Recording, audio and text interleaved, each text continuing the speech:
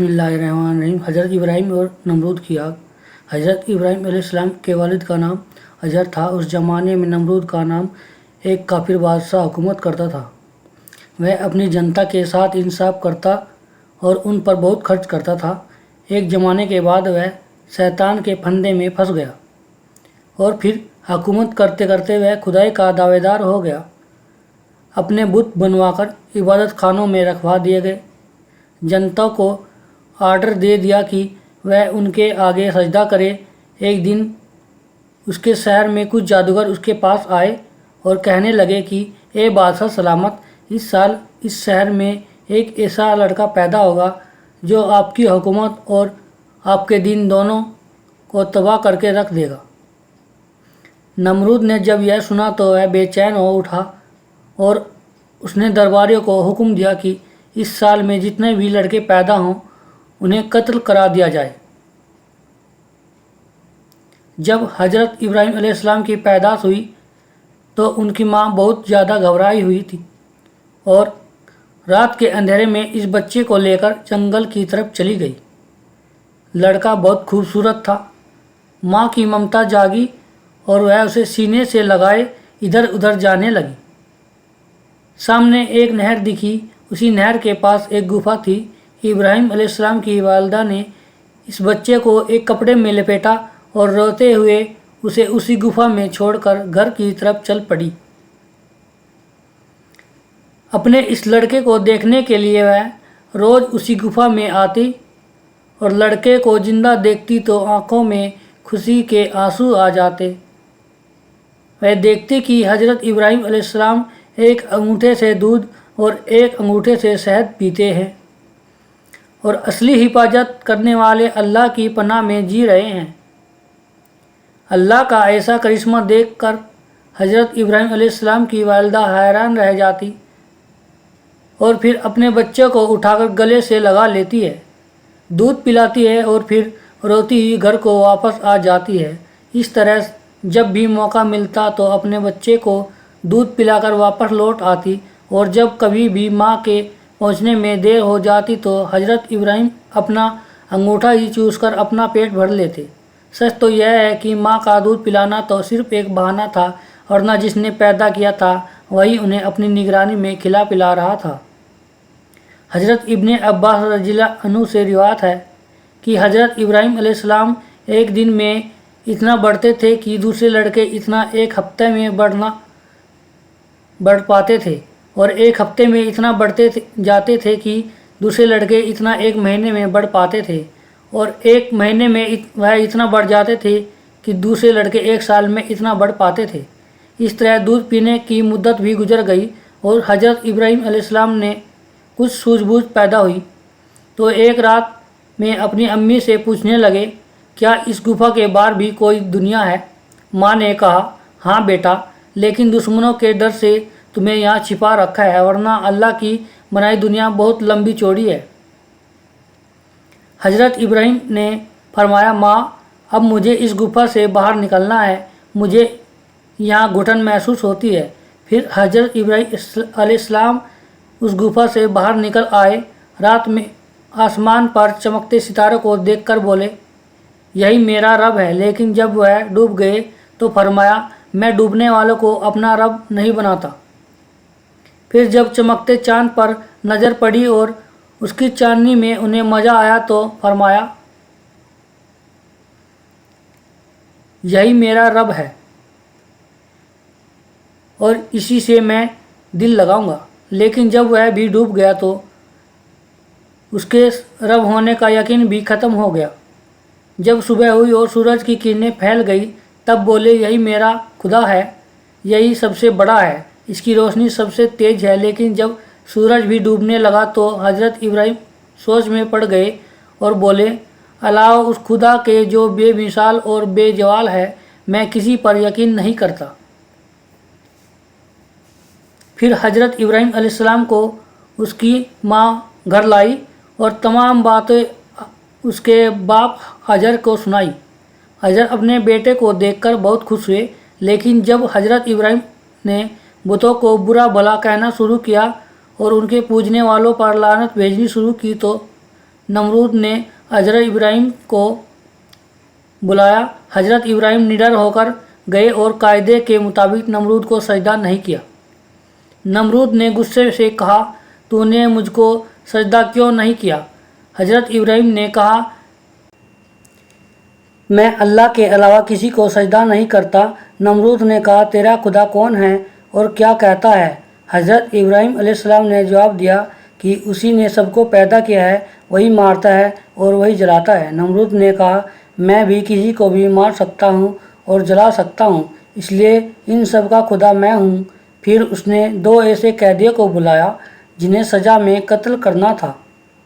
ऐसे में एक कैदी को उसने मरवा दिया और एक को आज़ाद कर दिया।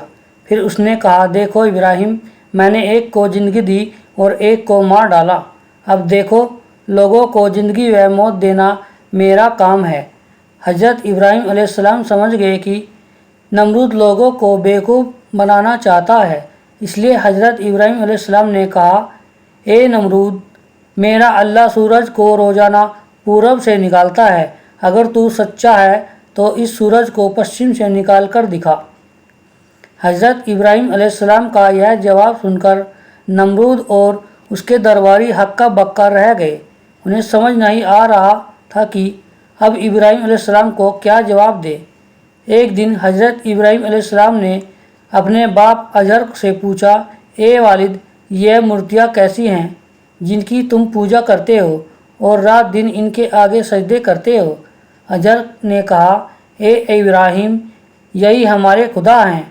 हज़रत इब्राहिम अलैहिस्सलाम ने फरमाया, ए वालिद, क्या आप ऐसे पत्थरों की पूजा करते हो जिनके न कान हैं न आँखें हैं और जो न तुमको फ़ायदा पहुंचा सकते हैं न नुकसान? अजर ने लाजवाब होकर कहा, ए इब्राहिम, तू अगर हमारे खुदाओं को नहीं मानेगा तो बहुत सख्त सज़ा पाएगा और लोग तुझे पत्थर से मारेंगे। इसके बाद हज़रत इब्राहिम अलैहिस्सलाम ने यह पक्का इरादा कर लिया कि वह लोगों को बताएंगे कि इन बुतों को लोगों के अच्छे बुरे की कुछ खबर नहीं और इनके पूजने में किसी को कुछ फ़ायदा नहीं। नमरूद की कौम की आदत थी कि जब ईद का दिन आता तो हर आदमी अच्छा लिबास पहनता और अच्छे अच्छे खाने पकाकर बुतों के सामने रखकर ईदगाह चला जाता। जब ईदगाह का दिन आया तो सबने हज़रत इब्राहिम अलैहिस्सलाम को भी ईदगाह साथ चलने के लिए कहा। हज़रत इब्राहिम ने सितारों की तरफ देखकर कहा, मैं कुछ बीमार हूँ, इसलिए तुम्हारे साथ नहीं जा सकता, तुम चले जाओ। जब सब लोग ईदगाह चले गए तो हज़रत इब्राहिम उन मूर्तियों के पास पहुँचे और उनसे मजाक में कहा, ए बुतों व मूर्तियों, ऐसा अच्छा खाना जो तुम्हारे सामने रखा है उसे तुम लोगों ने अभी तक क्यों नहीं खाया? वे पत्थर के बुत भला क्या बोलते और क्या जवाब देते? जब बुतों में कोई जवाब नहीं दिया तो फिर इब्राहिम ने गुस्से में कुल्हाड़ी उठाई और सारे बुतों को तोड़ डाला। किसी के हाथ काटे, किसी का कान, मगर उस जगह पर जो सबसे बड़ा बुत था उसको कुछ भी न किया और सारी छोटी मूर्तियों को तोड़ने के बाद कुल्हाड़ी उस बड़े बुत के गले में डाल दी और बुत खाने का दरवाज़ा बंद करके जल्दी से अपने घर आ गए। लोग जब ईदगाह से लौटकर बुत खाने में दाखिल हुए तो अंदर का मंजर देखकर हैरान रह गए। किसी मूर्ति का हाथ टूटा है, किसी का पैर, किसी का कान नहीं है तो किसी की खोपड़ी ही गायब है और सब बड़ी जिल्लत से ज़मीन पर पड़े हैं। ये देख लोगों के मुंह से निकला कि किस जालिम ने हमारे बुत का ये हाल किया है। उन दिनों हज़रत इब्राहिम अलैहिस्सलाम हमेशा लोगों के सामने बुतों को बुरा भला कहा करते थे, इसलिए सबको यकीन था कि यह सब हज़रत इब्राहिम अलैहिस्सलाम ने ही किया है। सबको बहुत गुस्सा आया। फिर हज़रत इब्राहिम अलैहिस्सलाम के घर पहुँचे और इस तोड़फोड़ के बारे में सवाल किया तो हज़रत इब्राहिम अलैहिस्सलाम ने लोगों को समझाने के वास्ते कहा, ए लोगों, यह मैंने नहीं बल्कि बुत खाने के सबसे बड़े बुत ने ही सारी मूर्तियों को तोड़ा है, तभी तो उसके गले में कुल्हाड़ी लटकी रही है। लोगों ने कहा, ऐसा कैसे हो सकता है? बुत तो पत्थर के हैं, वो अपनी जगह से हिल भी नहीं सकते। यह सुनकर हज़रत इब्राहिम अलैहिस्सलाम ने कहा, اے لوگوں، میں تمہیں یہی تو سمجھانا چاہتا ہوں کہ ان بتوں میں کوئی جان نہیں ہے، یہ سب پتھر ہیں۔ ہمارا اصلی خدا اللہ ہے، اسی کی عبادت کیا کرو، ان بتوں کی عبادت سے باز آ جاؤ۔ جب قوم کے لوگوں نے ابراہیم علیہ السلام کا یہ جواب سنا تو غصے میں نمرود کے پاس پہنچے اور فریاد کی کہ ابراہیم نے ہمارے بتوں کو توڑا ہے، اس لیے آپ انہیں سخت سے سخت سزا دیں۔ نمرود نے حضرت ابراہیم علیہ السلام کو بلانے کے لیے آدمی بھیجا اور بہت غضب اور غصے سے اپنے پاس بلایا۔ بڑے دربار میں جب نمرود نے حضرت ابراہیم علیہ السلام سے بتوں کو توڑنے کے بارے میں سوال کیا تو یہاں بھی حضرت ابراہیم علیہ السلام نے یہی جواب دیا کہ یہ تو ان کے بڑے بت نے کیا ہے۔ پھر حضرت ابراہیم علیہ السلام نے فرمایا کہ اے لوگوں، ایسا انسان تو سب سے بڑا جاہل ہے جو ان بے زبان پتھر کے بتوں کی پوجا کرے۔ اس وقت حضرت ابراہیم علیہ السلام نے اتنی اچھی طرح سے لوگوں کو سمجھا کہ اسی دربار میں بہت سے لوگ مسلمان ہو گئے۔ نمرود نے جب یہ معاملہ دیکھا تو حکم دیا کہ ابراہیم کو جیل میں قید کر دیا جائے، ورنہ یہ لوگوں کو پریشان کریں گے۔ لیکن کافروں نے مطالبہ کرنا شروع کر دیا کہ ابراہیم کو آگ میں جلاؤ، تبھی ہمارا غصہ ٹھنڈا ہوگا۔ نمرود کے حکم پر پہاڑ کے پاس 160 گز کا مکان بنایا گیا، ڈھیر ساری لکڑیوں کو جمع کر کے اس میں آگ لگائی گئی۔ آگ کے شعلے اتنے بلند ہوئے کہ اس کے اوپر سے پرندے بھی اڑنے کی ہمت نہیں کر سکتے تھے اور نہ کوئی آدمی اس آگ کے نزدیک جا سکتا تھا۔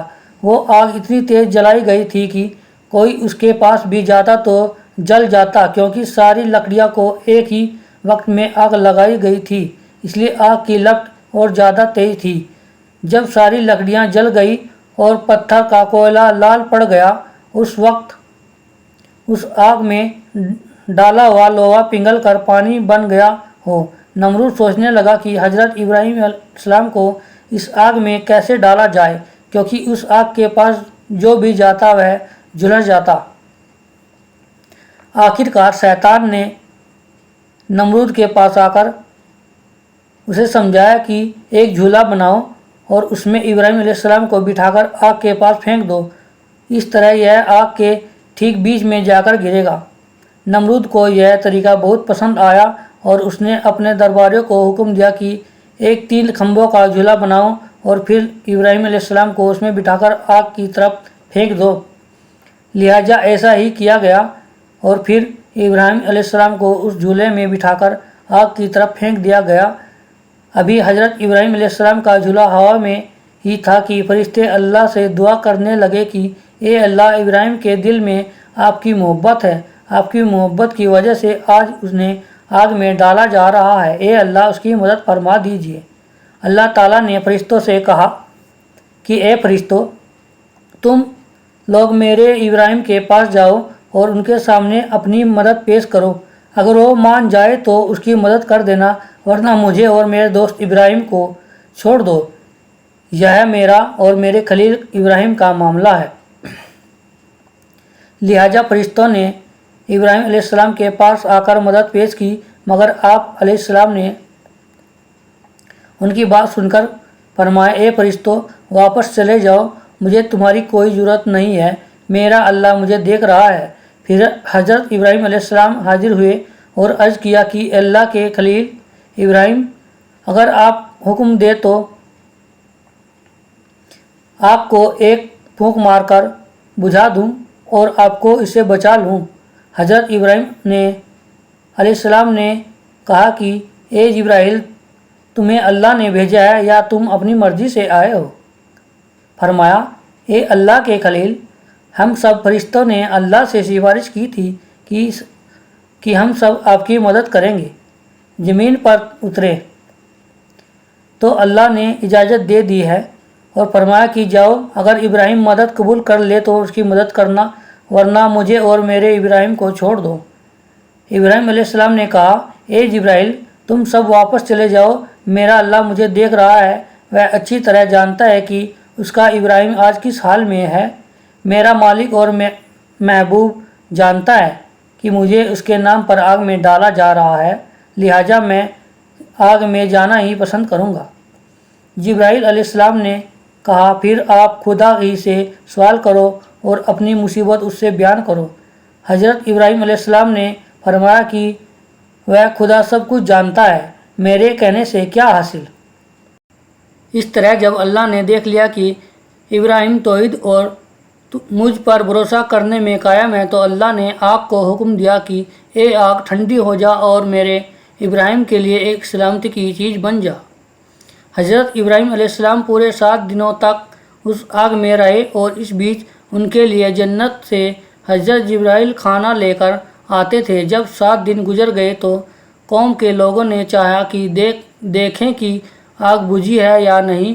نمرود بھی ایک اونچے محل پر چڑھ کر روزانہ اس آگ کو دیکھا تھا، کیونکہ اسے ڈر تھا کہ کہیں ابراہیم علیہ السلام زندہ نہ بچ جائے، اس لیے کہ اگر وہ صحیح سلامت واپس آ گئے تو مجھے اس پر اور میرے ملک پر بڑی ہی آفت آ جائے گی۔